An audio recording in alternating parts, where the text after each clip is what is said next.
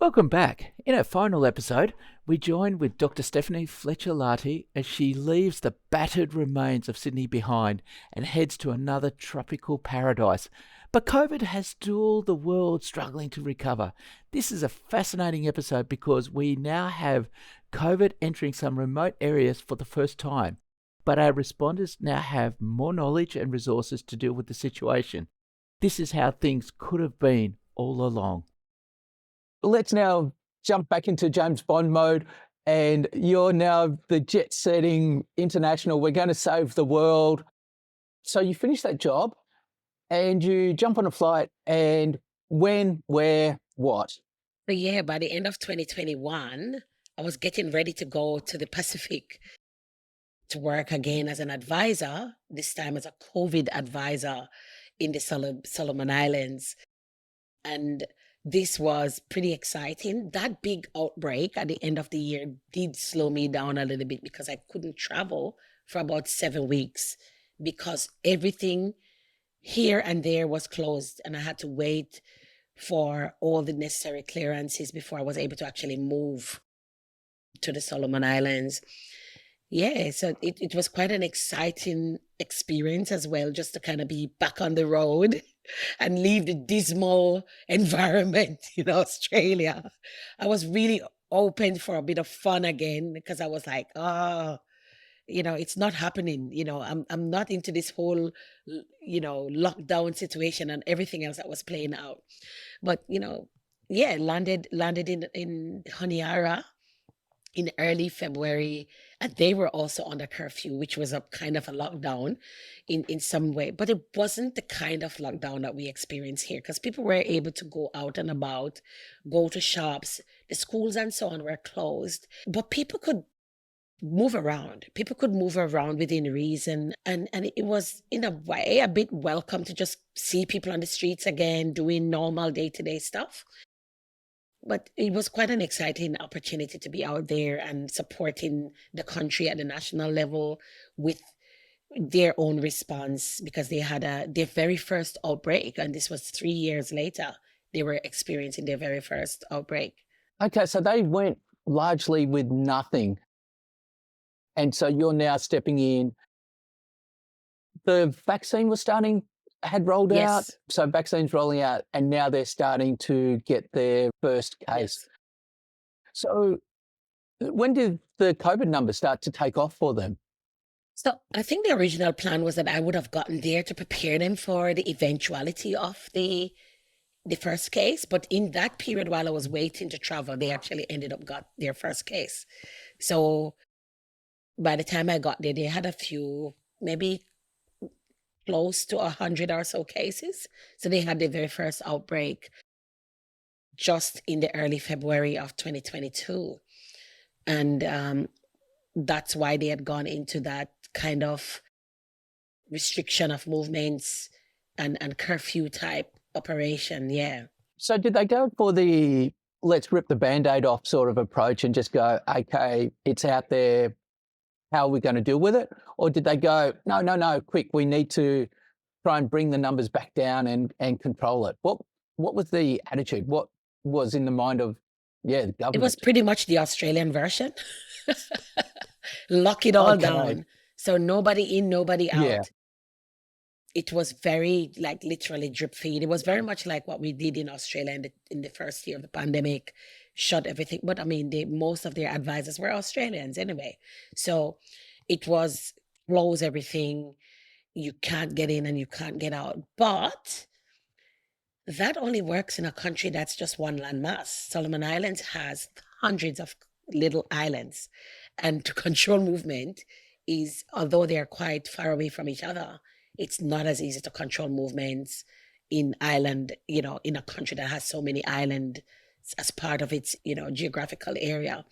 So, but I think by virtue of their very isolation, they were able to maintain that for quite a while. But the moment the cases came in, then it was no holds barred. It was really difficult to stop it from spreading because they are a very mobile population. So on any particular island, would you suddenly just see, COVID enter, and then suddenly half the island would end up with COVID in the space of a couple of months, or how did it spread? Now, I think it was a blessing that that didn't happen because they still have very remote areas. So in a way, it can be a blessing and a curse at the same time. So because, let's say, for example, the main capital, a lot of the traveling is from there going outwards.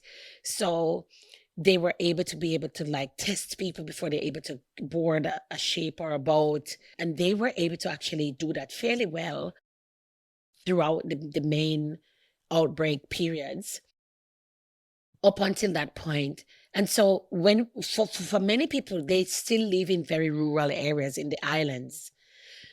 And that natural isolation is what protected them initially.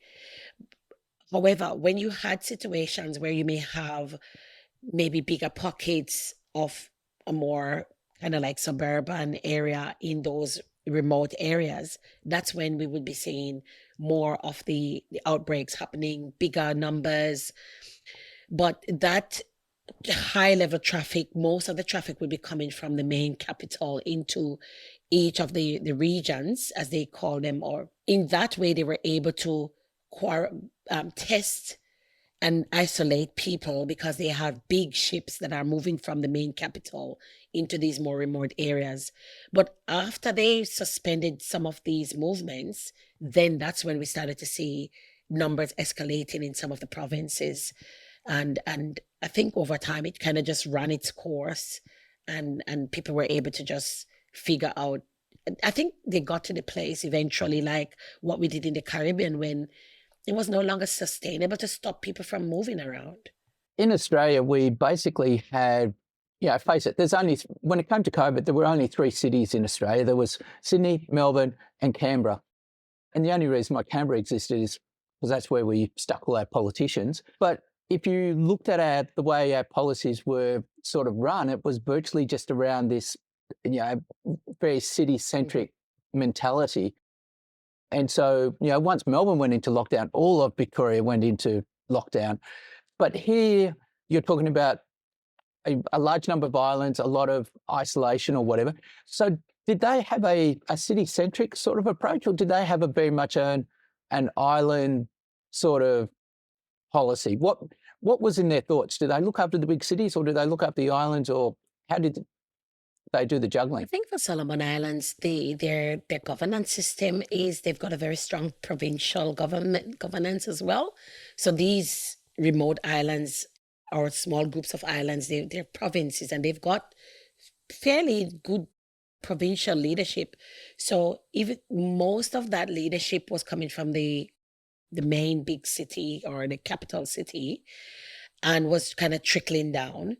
But because of the local governance at the provincial level, they were also looking after their population at that local government. So even though at times maybe some of the national policies may not have necessarily considered enough what's happening at the provincial level, their governance structure at that local level was really rising up and taking control of the situation on the ground in consultation with the national level.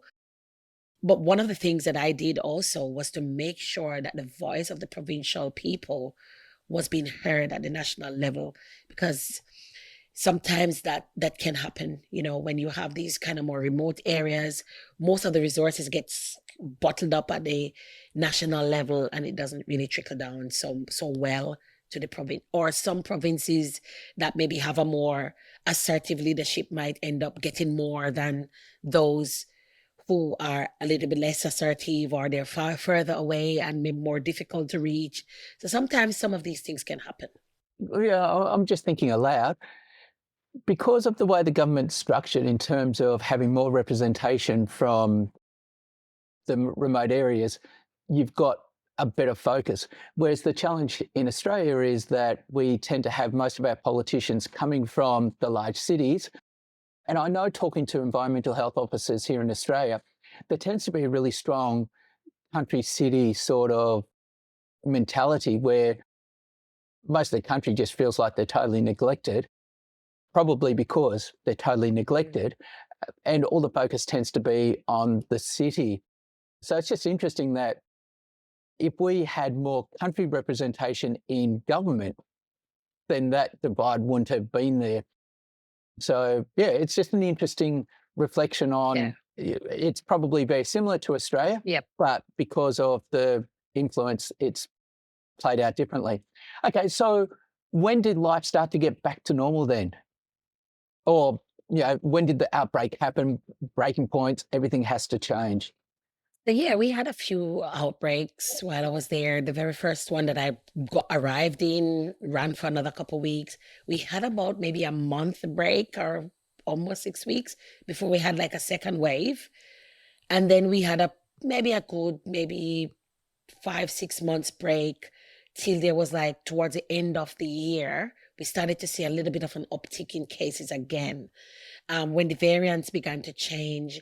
But I had an amazing experience too, because in November of that year, while the numbers had gone down almost to 2 digits again, we had an outbreak in one of the provinces that had never reported a case, and it was a pretty big outbreak. So I got deployed to that province as leading an emergency response team, because it's a small area with very low numbers of human resources in health. So we had to deploy a team, and it was very exciting to go out there and help them just bring normalcy back and support the patients and buffer the health staff on the ground. It was quite a James Bond kind of experience, to be honest. So just backtracking all the way back to the Caribbean days. So the Caribbean, you said, had a lot of tourist medical infrastructure in place because, it's close to the US, cruise ships coming through or whatever. Solomon Islands, the opposite then. You don't have that same tourist That's right. influx. And so you've got more remote islands, and so less infrastructure. And so you literally are going to those James Bond islands just in the middle of nowhere, private little islands virtually, where the tourists just don't go. But COVID did. And so then, stepping into, so were they prepared for it? Did they know it's coming? Or, how were they dealing with it? No, because in terms of perspective, this province is like 5 hours by plane from the central island. That's how far. Wow. It's a far away. It's a long flight in the same country, right? So it's very far away. And, you get there, people travel by boat to get there. And the boat takes 5 days to get there. It's a long trip. So people have left incubating COVID, and then by the time they arrived, they're symptomatic and they're infectious. So though they used to have a very strong test and quarantine system in place, by this time there were hardly any cases coming from the capital anyway. So they'd relaxed, and the case actually came on the boat. So you can imagine what happens on a boat. And this is not like a canoe. It's a big ship. It's a ship that's coming through, and it brings supplies, and it's stopping within these provinces. There are even very smaller islands within that province. So you're going from, island to island. You drop off a few people, a few supplies from the main city, and with each of those, a few COVID patients as well. So that was it was quite something. And so there's a small provincial hospital with maybe 2 or 3 doctors, or maybe not even that many, and a few beds. So this was a kind of scenario that we were faced with. A lot of this is in the public domain anyway, so I'm not speaking. There's a lot of news reports about this. Initially, pretty much every single staff member in the hospital was infected. Everyone. Okay. Every staff member had tested positive. Well, I think initially there were about 32 staff members, 30 tested positive, and the 2 who hadn't tested positive initially tested positive within a few days. And that was the reason why we had to deploy a whole team of medics, nurses, and myself as the team leader went over there to just give them a respite from working while being sick, because there were patients in the hospital. And so with everybody sick, you send home 90% of your clinical staff, then, you know, that was the kind of situation we were faced with. So it was really like, as I said, it was like an action movie scenario. And that really then was the original risk with COVID, wasn't it? That was. you had COVID enter a community where you've got existing hospital facilities. And so it didn't matter whether or not it was Milan or any city in the Yeah. world, you would then very rapidly take out all your doctors and nurses. They're sick, and they're not necessarily dying, but they're so sick That's right. that they can't treat people. And then at the same time, you've got the public getting sick, and now they can't go to the hospitals because the doctors and nurses are sick, and so they're trying to deal with it at home.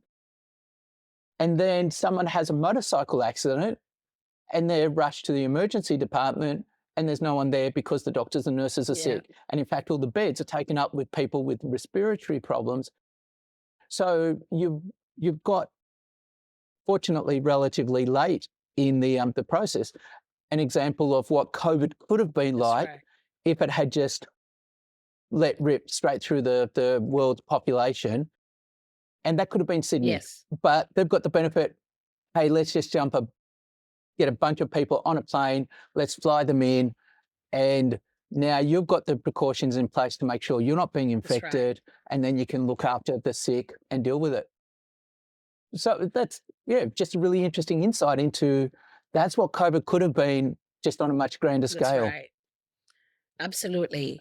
And so looking back at some of the other things we've spoken about the measures and some of the things, and I think earlier on you asked, could we have done this differently? I really do believe so. But I also say to people, we did what we did under the circumstances. Hindsight is wonderful now, but sometimes when you're in the middle of it, you don't have that advantage of having the hindsight, because it's happening and you're reacting instead of responding, and that can be really dangerous. However, one of the things that I would say is, if you know your environment well enough, you should have a good understanding of what can work in certain scenarios. COVID, on the other hand, was so different from anything else we've seen. It was so dynamic, it was changing so rapidly. And it didn't help that we had so many other external factors that were feeding into that response that oftentimes made people make the wrong judgments. And I was part of it. I was out there doing my thing. And one advantage I believe I had when I went to some of these other places was I was drawing from the experiences in the first place and building on that when I went to the other place, which helped to not just do a reactive response now, but more of a responsive, well thought out, proactive response. And I believe that these are some of the key lessons that we've learned. I have learned from COVID, and I do hope that it's not just me who's learned that we can actually take things a little bit slower in some situations. But at the end of the day, we can be a little bit patient or a bit compassionate to some of the mistakes that were made, where some people genuinely made mistakes because they wanted the best interest of the community, while some people just blatantly did whatever they wanted to do because it felt good and was not informed by science. And that's where we have to try and separate some of what has happened over that period of time. You don't finish your story there. You then head where? I came back to Australia. So after 12 months serving in that region, I made the decision to come back home. My youngest little man, who's been traveling with me around the world on all of these journeys, by the way, I had a little companion. I think all the traveling was starting to get to him, and he was quite early in his developmental phases. So I think they got to a place when he was really not coping too well with all the transitions. So that led to me deciding, you know what, let's give him a break from all these big transitions. And I came back to Australia and came back into the health system, which is where my heart is. and work at in one of the local health districts. So you've now returned down to, rubber hitting the road daily, having that impact. But then by that stage, the vaccine's rolling out, the lockdowns are over, and we're now, getting life back to normal. That's right.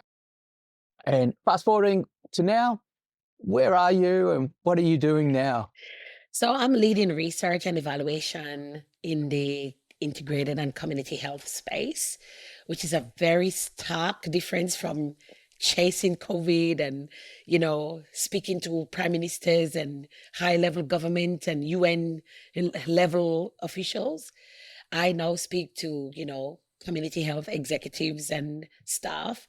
And I've also brought in a lot of my strengths in terms of capacity building in really helping people to understand the evidence base for the work that they need to do and the community health preventative type work that we do in health. Because I've always been a public health person, and it's nice to have a break from the real fast-paced emergency response and just settling down and think, what evidence do we need to support us? How do we evaluate the programs we are doing and translate that into effective policies and service provision at the community level? So that's what I'm doing, and I'm really enjoying it. Fantastic. So just to be really, really clear, you are not hoping for pandemic this year just to make your new job interesting anymore? I'm not. I don't even speak of it. I'm not asking for anything like that. And I'm careful not to actually make it, even if it enters my thoughts, it's not coming out of my mouth. No, you just want evidence now. No more pandemics. Yes. Life's back to That's normal. right. So- Learning from the pandemic experiences and just how can we pivot based on a lot of the things we've learned. Now we enjoy benefits like working from home, which was something that was never ever entertained in the pre-pandemic period of my professional life. I actually got in trouble for going home early one day after coming for a field trip in 2019, and that is absolutely unheard of in today's day, so I'm really enjoying the post-pandemic blessings of virtual care and opportunities like working from home once or twice a week. So no more pandemics for me in the near future, please. Yes. I was just thinking what hasn't happened this podcast, but would now be classed as totally normal, is for your child to actually come bouncing in, sit on your lap, wave at everyone, and then disappear. That's right. 2019, unheard of. You do not have a personal life. 2021, totally normal for your kids to go screaming through the background and jumping there and that. And so, and now we take it for granted. And in fact, now the government's trying to take it back again. Right. And so, it's, and I think at the same time, we've now really started to appreciate it is important to have those social connections. And we will fight tooth and nail next time someone tries to put us into lockdown because of the cost that's involved, which then makes it a little bit more difficult if we do have a pandemic where, we do not want another pandemic in the next 20 years because we've got a generation of people who are going, we're not going to go there again. Right. And in 100 years' time, we'll have forgotten it all and we'll go through it again. And maybe that's why pandemics take every 100 years to rip through the world. So, yes. Okay.